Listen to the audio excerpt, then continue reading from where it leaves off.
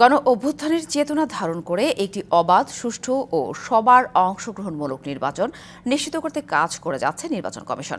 আর এজন্য ভোটার তালিকা হালনাগাদ করা সহ বিভিন্ন কাজগুলো নির্ভুলভাবে করতে চায় ইসি। সকালে খুলনায় দিনব্যাপী এক কর্মশালার উদ্বোধনী অনুষ্ঠানে প্রধান অতিথির বক্তব্যে এসব কথা বলেন নির্বাচন কমিশনার ব্রিগেডিয়ার জেনারেল অবসরপ্রাপ্ত আবুল ফজল মোহাম্মদ সানাউল্লাহ। বলেন, নির্বাচন একটি বিশাল কর্মযজ্ঞ। সংশ্লিষ্ট সবার মতামত গ্রহণ এবং সরকারের গৃহীত নানান পদক্ষেপের ভিত্তিতে নির্বাচন প্রক্রিয়া শেষ করতে চায় কমিশন। নির্বাচন অনুষ্ঠান শুধুমাত্র কমিশনের কাজ নয়, এটা একটি বিরাট কর্মযজ্ঞ যেখানে আমরা সবাই সম্পৃক্ত।